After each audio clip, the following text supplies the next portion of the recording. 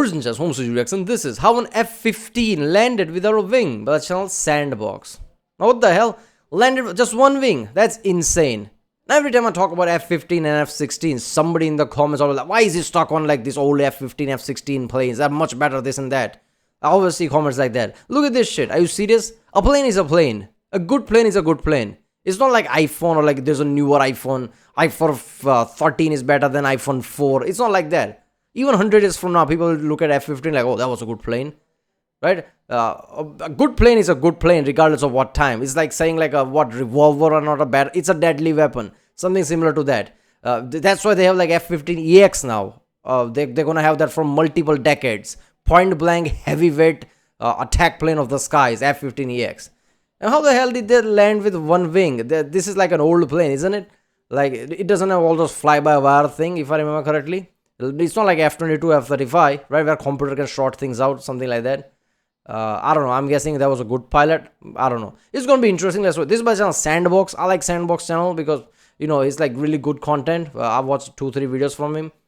People tell me that he's not like one of those people who just like Google and take shit from Wikipedia. He's like, he takes a lot of different, reports and things and makes a report based on that. So yeah, that's always fun.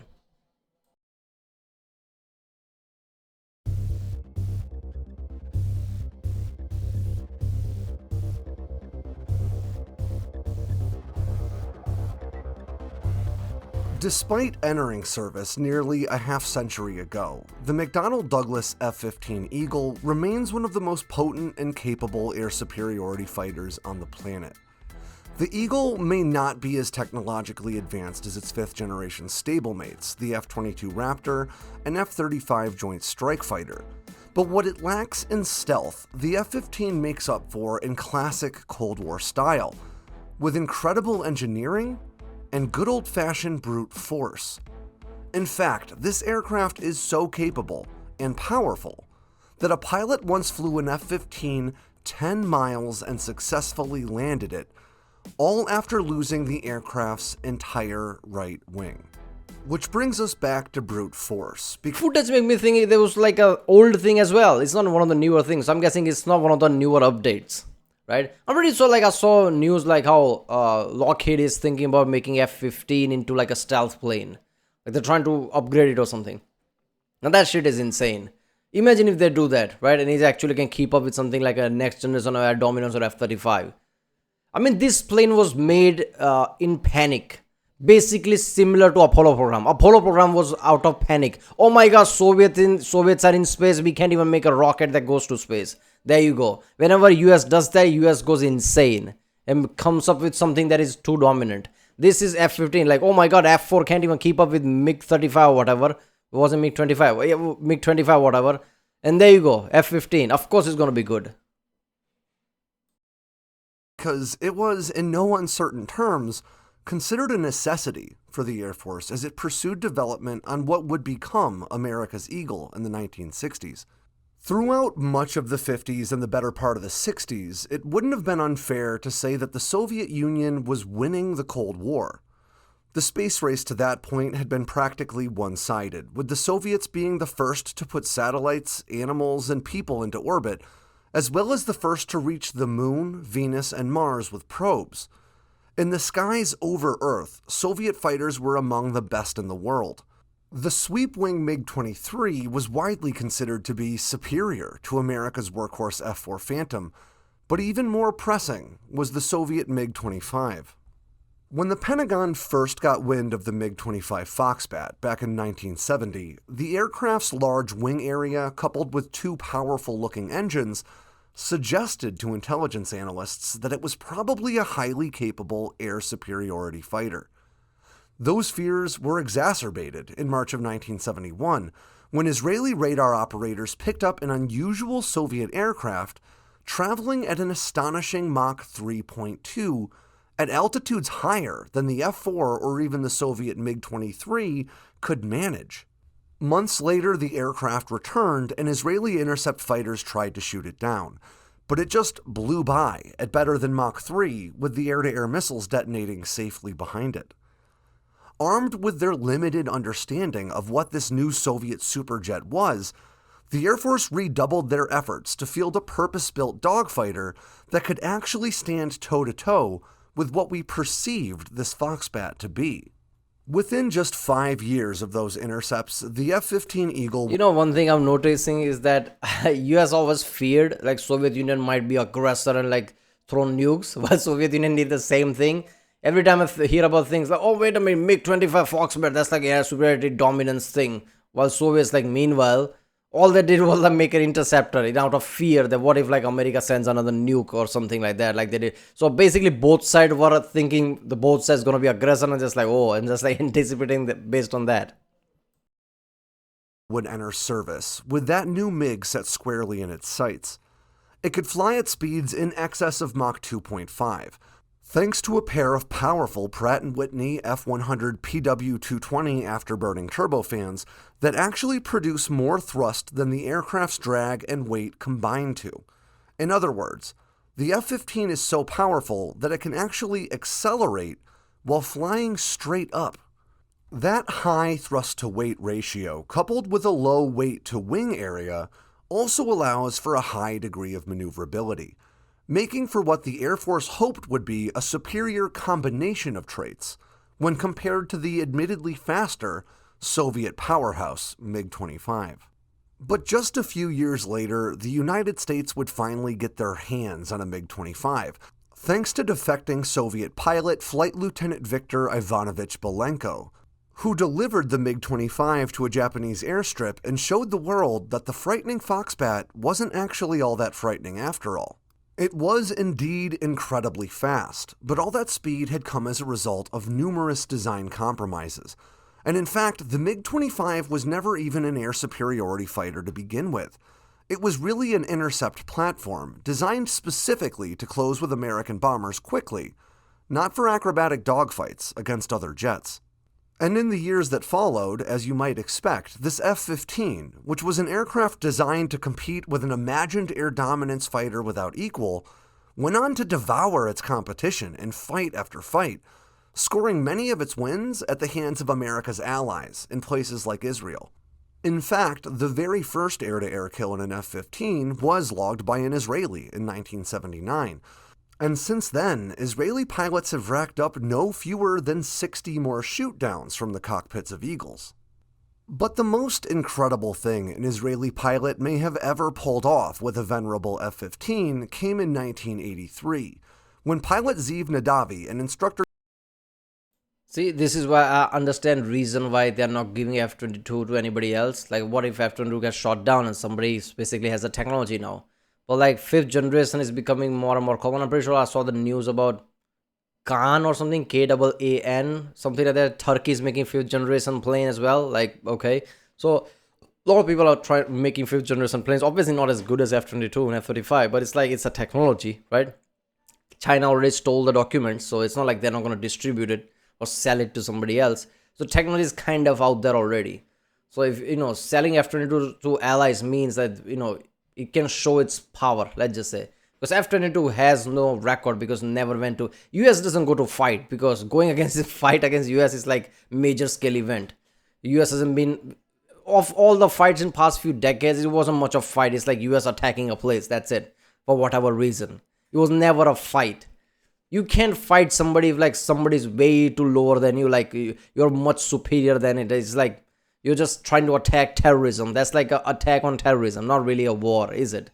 So US hasn't been in proper war in a long time. So F-22 has never been tested in that way. Giving to allies means like, like F-15. Like look at F-15. F-15 has never been shot down. So F-22 can have something similar record and like US can flex. Like look at this, our F-22 is untouchable. Yehor Gal managed to land the top-tier fighter after losing its entire right wing in a mid-air collision. That incredible story takes place on May 1st of 1983, where elements of the Israeli Air Force's 106th and 116th Squadrons took to the skies over the Negev Desert for a training engagement that would pit 2 new F-15Ds against 4 older A-4N Skyhawks. It was an airfield defense exercise, with the F-15s playing the role of defenders and the A-4s serving as aggressors. The Skyhawks were dated attack aircraft, each of which would pose little threat to an F-15 in a one-on-one fight, but they had both numbers and experience on their side. At the stick of one of the two Eagles was Nadavi, a pilot who was still training to fly the powerful new F-15, under the tutelage of Gall, who was an experienced F-15 pilot riding in the back seat. At the time, the F-15 was still a flashy new ride, having just entered service in the United States in 1976 and Israel the following year. But the aircraft's chops were already firmly established, and in fact, the F-15 Nadavi was flying was already known within the Israeli Air Force as Baz, or Falcon 957, which had scored an impressive 4 kills against MiGs a year prior in the Lebanon War. Now, here in the United States, pilots training against one another are required to maintain what's known as a safety bubble. This 500-foot or more bubble, with quotation marks around it, is maintained around each aircraft to ensure collisions don't occur during the high-speed maneuvering that's just inherent to dogfighting, or as pilots tend to call it, while executing basic fighter maneuvers. No aircraft should ever enter into another aircraft's safety bubble, and if one does, you'll usually see the training exercise stopped. As these two Israeli F-15s swung into action against their A-4 aggressor opponents, the reason for this training safety bubble becomes pretty apparent, because it wasn't long before the Skyhawks and Eagles were all screaming through the sky, each jockeying for position and looking for a decisive kill.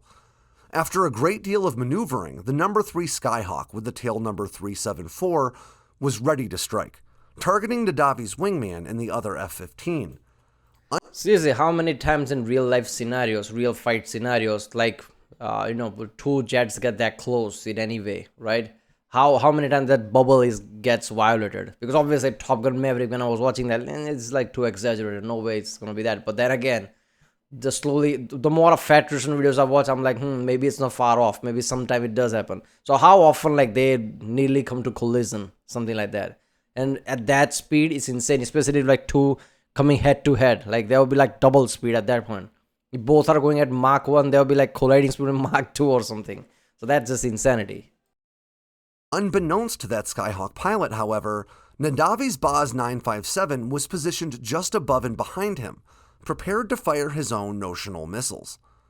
As the Skyhawk pilot attempted to lock onto the other F-15, he inverted his aircraft and began to climb, unaware that Nadavi's F-15 was flying directly above him by then. The two jets collided, with the Skyhawk impacting the F-15 right where its right wing met the fuselage. The A-4 came apart almost immediately after impact, allowing just enough time for its pilot to eject safely. The F-15 had lost its entire wing and immediately went into a downward spin. Oh my, the other plane just went into flames, man. Instant, like, okay, maybe I'm guessing it just like hit at the right spot or something, but damn. As Nadavi attempted to regain control of the fighter, his instructor, Gall, told him to prepare to eject as soon as it was stabilized enough to do so. In the chaos, neither knew the extent of the damage to their F-15. I'm going to quote Nadavi here. Quote, "I opened afterburner, which is a totally opposite instinct when you're spinning toward the ground. Then the roll slowly stopped and I slowly was able to bring the nose back up." Although Nadavi was technically the student in this setting, he was actually senior in rank to his instructor, and maybe that's why, when he opted not to punch out, he didn't get any argument. And as the plane leveled out under afterburner, he and Gall looked over their right shoulders to see a wall of fuel vapor pouring out of the wing area. The fuel cloud was so dense that neither could actually see past it to see the extent of the damage to the aircraft. With things feeling somewhat stable, Nadavi tried to reduce his speed and put the aircraft right back into a spin. And that's when Nadavi made a decision. He knew that he was only about 10 miles away from an airstrip, so he chose to lean into the afterburners once again. Now, these afterburners were capable of increasing the output of each engine on the F-15 from 14,000... I understand how afterburner gets stabilized somewhat, but the balls... Oh my god, the balls. Oh, there's the airfield. I think I can land it. I'm gonna start the afterburner. Like, people panic. Like, even the pilots I've seen, like, of airliners and things, panic sometimes. Even the plane just, like, wobbles a bit when trying to land. This guy's gonna land with one wing. He doesn't know what aerodynamics gonna do once you like at that close to the ground, like air is hitting up, right? That was the case with F-35, right? Like vertically landing. The other plane, the British one, I don't know, that was not stable because of the air pressure that was rising. The more closer to the ground you are, I'm guessing something similar also happens to something like this when you're close to landing without a wing. Who knows how unstable that would go? And at that low, if it goes unstable, you're crashing really highly, I guess. You're dead at that point. You can't even get out. So the balls it takes to do this. 590 pounds of force to a whopping 23,770. So with fuel pouring out from the wing of the aircraft and the twin Pratt & Whitney F-100 PW220s dumping the rest into the burn, it was a gutsy call. But it managed to level the aircraft out and get them pointed in the right direction. What Nadavi and Gall still didn't know was that their mid-air collision with the Skyhawk had actually sheared off their entire right wing. And with 10 miles to cover and little more than fuel vapor left in the lines, the two men were attempting to do the impossible. They were flying an F-15 with just one wing. In order to keep the aircraft stable, Nadavi had to maintain that high airspeed, which made touching down a difficult proposition. He knew that the recommended airspeed for landing an F-15 was right around 130 knots, or just shy of 150 miles per hour. As he lowered his tailhook and brought the F-15 down to the tarmac, they were actually flying at close to 260 knots, or right around 300 miles per hour. I'm going to quote Nadavi again here. "I was landing at approximately twice the normal landing speed. I put the tailhook down, and there was a cable about a third of the way down the runway, and it went into that cable. The tailhook Nadavi hoped would slow their landing was ripped off the aircraft almost instantly, and for a split second, it seemed like their miraculous flight was all for nothing. The barricades at the end of the airstrip were fast approaching, and according to Nadavi, they stopped maybe 20 feet short of them. And as he tells it, it was only then, as he turned to shake hands with his instructor Gall, that he finally saw the real extent of the damage. The right wing of the aircraft hadn't been present for the last 10 miles of their flight. And while McDonnell Douglas was certainly already aware that their F-15 was an incredibly capable platform, even they were reluctant to believe that Israeli aviators had managed to fly one without a wing. Upon receiving word of the miraculous flight, they Oh, F-15s are so untouchable. Yeah, one of the people landed without just one wing. It's like, what the fuck you on about? Yeah, it was just one wing. No way they didn't. You just said your plane is so good. Not that good. Yeah, apparently it is. There you go. This is insanity, man. 300 miles per hour landing with the...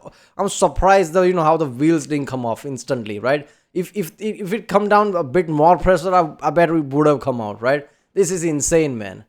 Obviously, as soon as he got out, he's like, oh my god, we were lucky, because I'm pretty sure he didn't know like how badly the damage is. They sent a team to Israel to inspect the aircraft and see for themselves. I'll quote Nadavi one last time. Their first inclination was that it was a taxiing accident. It couldn't happen in the air. It was only when they went to analyze and said, okay, the F-15 has a very wide body. If you fly fast enough, you're like a rocket. You don't need wings. And if that ending isn't incredible enough, you should know that that very same F-15, Baz 957, was repaired and returned to service, and 2 years later it would score yet another kill against a Syrian MiG-23. And that's usually when I say that F-15s are untouchable. Nobody has ever taken an F-15. Even in training, apparently. There you go. It's not going to go down. Oh, I have one wing. I'm still going to touch down. I'm going to make sure that, the sheet says like 0. Nobody took me down. There you go. F-15s are that stubborn. Oh, by the way, F-15 are so long, it's like a rocket. Yeah, but it still has one wing. In order to be a rocket, you have to destroy both wings, right? It still had one wing. So I don't know. I'm guessing the pilot was too good. He was feeling the plane, and he just like throttled it just right. I don't know. That about does it for another edition of Sandboxx News. But this week, I want to take a quick minute to tell you about some really good guys who made an awesome movie. Now, we don't have any paid sponsors here at Sandboxx News, but I had a chance to sit down with movie star Max Martini this week. You might know him from movies like Pacific Rim, 13 Hours, or Sergeant Will Gardner. And he's got a crazy new movie coming out that features a bunch of veterans in front of and behind the camera. The movie stars and... Yeah, man, he's big, right? the channel guy, basically, Sandboxx guy, is really big. One of the videos I saw that, oh, I talked to this admiral, and now, oh, I talked to this actor. Like, okay. People have like millions of subscribers, like, okay, they can't talk to actors, and he can. I'm guessing his channel is newer, and his subscriber count is just gonna go up or something. I don't know. Relatively newer, I mean. Alright, people, that was our how an F-15 landed without a wing by the Sandboxx. Yeah, it's like a lot of things came together, I'm guessing. Because no way you can just start an afterburner and that's it, like you're fast enough, you can keep it stable. It still had a wing, right? It's literally unstable that way. So yeah, I think pilot had a lot of things to do. Imagine that, right? Oh, I'm an ace. Oh yeah, I landed a plane with one wing. I'm better than you. There you go. You can't touch this. It's that simple. Alright, well, if you like my next one, subscribe, and yeah, I'll see you next time.